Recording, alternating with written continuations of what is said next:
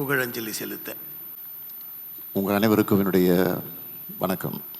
வரலாற்றில் தமிழ் திரையுலகத்தை பற்றி குறிப்பிட வேண்டும் என்று சொன்னால்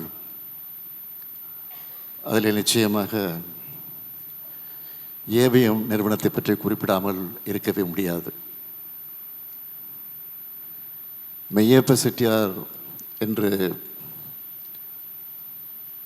அன்போடு அழைக்கப்படக்கூடிய, இன்னும் சொல்ல வேண்டும் என்று சொன்னால் அவரை எல்லோரும் அப்பச்சி அப்பச்சி என்றுதான் செல்லமாக மரியாதையோடு தைரியமாக அழைப்பதுண்டு. அவருடைய மறைவுக்கு பிறகு அந்த பொறுப்பை தன்னுடைய தொழிலை சுமந்து கொண்டு திரு சரவணன் அவர்கள் இந்த நிறுவனத்தை எப்படியெல்லாம் கட்டி காத்திருக்கிறார் என்பதை பற்றி அவரோடு நெருங்கி பழகியிருக்கக்கூடிய அண்ணன் முத்துராமனாக இருந்தாலும் சரி, நம்முடைய சூப்பர் ஸ்டாராக இருந்தாலும் சரி, கலைஞானியாக இருந்தாலும் சரி, நம்முடைய கவிஞர் வைரமுத்துவர்களாக இருந்தாலும் அவர்கள் பேசுகிற போது பல்வேறு செய்திகளை எல்லாம் குறிப்பிட்டு சொல்லியிருக்கிறார்கள். நம்முடைய சரவணன் அவர்கள் மயிலாப்பூரில் இருக்கக்கூடிய பிஎஸ் பள்ளியில் படித்து கொண்டிருந்த போது, அந்த பள்ளியில் பேச்சு போட்டி நடைபெற்ற போது அந்த பேச்சு போட்டியில் அவர் கலந்து கொண்டு முதலில் பரிசும் பெற்றிருக்கிறார். எதற்காக அந்த பரிசை பெற்றார் என்று சொன்னால், முதலில் அவர் கலந்து கொண்டு பேச்சு போட்டியில் பராசக்தி வசனத்தை பேசித்தான் அந்த பேச்சு போட்டியில் வெற்றி பெற்று அந்த பரிசையும் பெற்றிருக்கிறார். 1967 அறிஞர் அண்ணா அவர்கள் முதலமைச்சராக பொறுப்பேற்றிருந்த போது,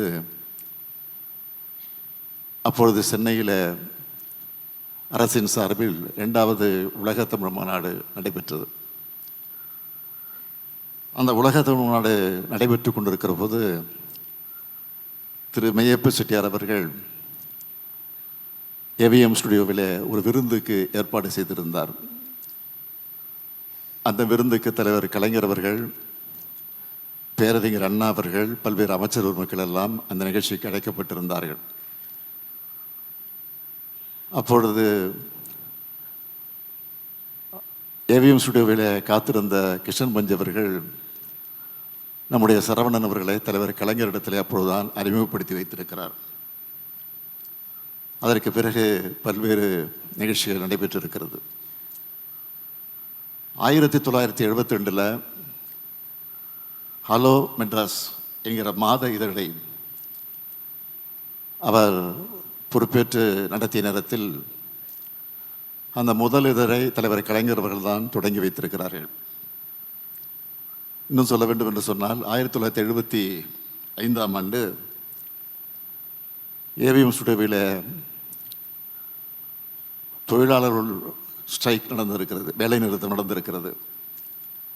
அந்த வேலை நிறுத்தம் நடைபெற்ற போது தலைவர் கலைஞர் அவர்கள் தான் அதில் முழுமையாக ஈடுபட்டு பேச்சுவார்த்தை நடத்தி ஒரு சுமூகமான முடிவை ஏற்படுத்தி தந்திருக்கிறார்கள். அதேபோல் ஏவிஎம்னுடைய பொன்விழா நடைபெற்ற போது தலைவர் கலைஞர் அவர்கள் அந்த விழாவிலே பங்கேற்றது உரையாற்றியது மட்டுமல்ல, 190 கேடயங்கள் மேடையில் நின்று கொண்டே அங்கே இருக்கக்கூடியவர்களுக்கு அந்த கேடயங்கள் எல்லாம் கலைஞர் அவர்களே தன்னுடைய கரங்களால் வழங்கியிருக்கிறார்கள். ஏவிஎம் செட்டியாருடைய 100ஆண்டு விழா தொடக்கத்தில் இன்றைக்கு நீங்கள் பார்க்கலாம், ஃபிலிம் சேம்பரில் அவருடைய திருவுருவச் சிலை இருக்கிறது. அந்த திருவுருவச் சிலையும் தலைவர் கலைஞர் அவர்கள் தான் திறந்து வைத்திருக்கிறார்கள். எதற்காக இதையெல்லாம் நான் சொல்லுகிறேன் என்று சொன்னால், கலைஞருடைய குடும்பத்திற்கும் கலைஞருக்கும் ஏவிஎம்முக்கும் எந்த அளவுக்கு நெருக்கம் இருந்திருக்கிறது, தொடர்பு இருந்திருக்கிறது என்பதற்கு இதெல்லாம் உதாரணங்களாக இருக்கிறது என்பது, அதற்காகத்தான் இதையெல்லாம் குறிப்பிட்டதை தவிர வேற அல்ல. நான் சென்னை மாநகரத்துடைய மேயராக இருந்தபோது கடற்கரை பகுதியில் நடைபயிற்சிக்கு செல்வதுண்டு. அப்பொழுது நம்முடைய சரவணன் அவர்களும் அவருடைய நண்பர்களோடு அங்கே நடைபயிற்சிக்கு வருவார்கள். நான் அடிக்கடி அவரை சந்தித்து பேசுவது உண்டு. சென்னையெல்லாம் எப்படி இருக்கிறது, எப்படி அதை டெவலப் பண்ணணும் அப்படின்லாம் எனக்கு அறிவுரைகள்லாம் சொல்லியிருக்கிறார். சென்னையில் இருக்கக்கூடிய பாலங்கள், நான் மேயராக பொறுப்பேற்றதுக்கு ஒரு 10 பாலங்களை கட்டினேன் என்பது உங்களுக்கெல்லாம் தெரியும், போக்குவரத்து நெரிசலை குறைப்பதற்காக. இந்த பாலங்களுடைய திறப்பு விழா நிகழ்ச்சிக்கு நான் நேரடியாக சென்று அழைப்பு கூட தந்ததில்லை, தபாலில் அனுப்பிச்சி வச்சுருவோம். ஆனால் அதை பார்த்துட்டு நிகழ்ச்சி தொடங்குவதற்கு 1/2 மணி நேரத்துக்கு முன்பே அந்த நிகழ்ச்சியில் முன்வரிசையில் அமர்ந்திருப்பார். நான் ஆச்சரியப்படுவது உண்டு. நான் பல நேரங்கள் மேடைக்கு அழைப்பது உண்டு அவரை. இல்லை நான் இங்கேயே இருக்கிறேன், சென்னை நகர மக்களுக்கு இது முக்கியம், அதனால தான் நான் இதை முக்கியம் என்று கருதி நிகழ்ச்சிக்கு வந்திருக்கேன் என்று என்னிடத்தில் அடிக்கடி சொல்வார். அது மட்டும் இல்லை, நான் மேயராக பொறுப்பேற்றிருந்த போது மாநகராட்சியில் படித்து கொண்டிருக்கக்கூடிய பள்ளி மாணவர்களை எல்லாம் விமானத்தில் திருப்பதி வரை அழைத்து செல்வதற்காக ஒரு ஏற்பாடு செய்யப்பட்டிருந்தது. ஏர் இந்தியா மூலமாக அந்த ஏற்பாடு செய்யப்பட்டிருந்தது. அந்த நிகழ்ச்சிக்கு காரணமே நம்முடைய ஏவிஎம் சரவணன் அவர்கள்தான். அவரும் என்னோடு வந்தார்கள். விமானத்தை போய் கொண்டிருந்தபோது நாங்கள் பேசிக் கொண்டிருந்தது இப்போது என்னுடைய நினைவிலே பசுமையாக நினைவில் இருக்கிறது.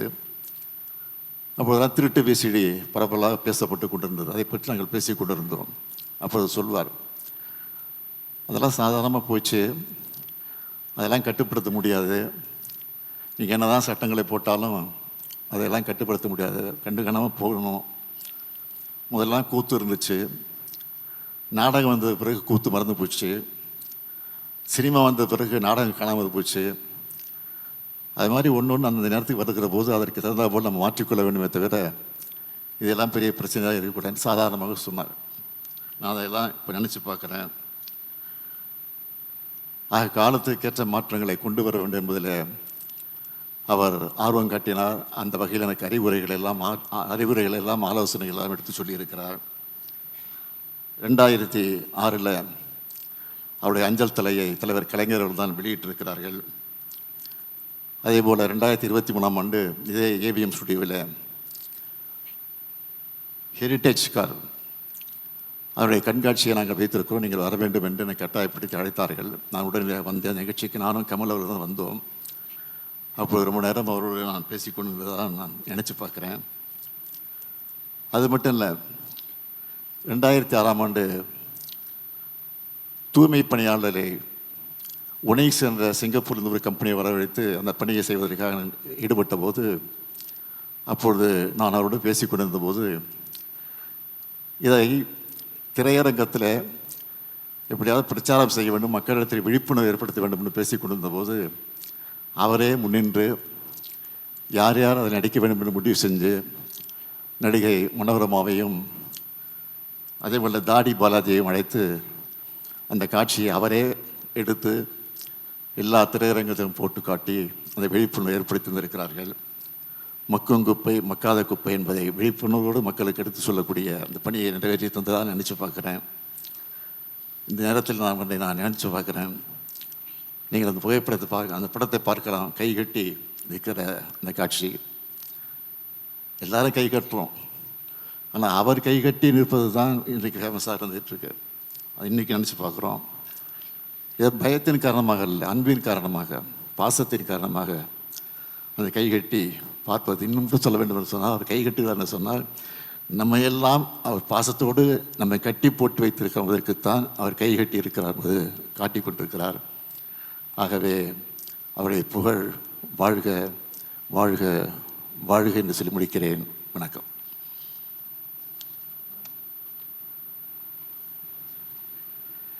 நிறைவு வணக்கம் இயக்குனர் வி.சி.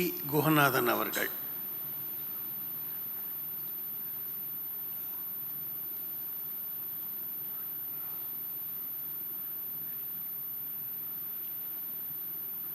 இரவா புகழ் பெற்ற ஏவிஎம் சரவணன் அவர்களை இங்கு வந்து அவருக்கு புகழ் வணக்கம் செலுத்தி, கலையுலகத்தின் தலைமகனாக இருந்த கலைஞரின் புதல்வன் இங்கே வந்து அவருக்கு அந்த புகழ் வணக்கம் செலுத்தியதோடு அவரோடு பழகிய நாட்கள் எல்லாவற்றையும் எடுத்து சொன்னார். அதேபோல் மேடையில் இருக்கின்ற ஏவிஎம் குடும்பத்தினர் அனைவருக்கும் நல்வணக்கத்தை சொல்ல வேண்டியிருக்கிறது. இந்த இடத்தில் அண்ணா சொன்ன ஒரு வார்த்தையை மட்டும் நான் சொல்ல விரும்புகிறேன். கழிவுகளை ஏற்றி வந்த ஒரு கப்பல் கவிழ்ந்து விட்டால் யாரும் கவலைப்பட மாட்டார்கள். முத்தும் பவளமும் தங்கமும் வைரமும் வைடூரியமும் ஏற்றி வந்த ஒரு கப்பல் கவிழ்ந்து விட்டால் அதை யாராலும் தாங்க முடியாது. அத்தகைய ஒரு இழப்புத்தான் ஏவிஎம் குடும்பத்துக்கு ஏற்பட்டிருக்கிறது, நமக்கும் ஏற்பட்டிருக்கிறது. அந்த வருத்தத்தை, அந்த துக்கத்தை, அந்த சோகத்தை நாம் அவர்களோடு பகிர்ந்து கொள்வோம். ஏவிஎம் சரவணன் அவர்களுடைய நினைவுகளை நெஞ்சில் ஏந்தி செல்வோம்.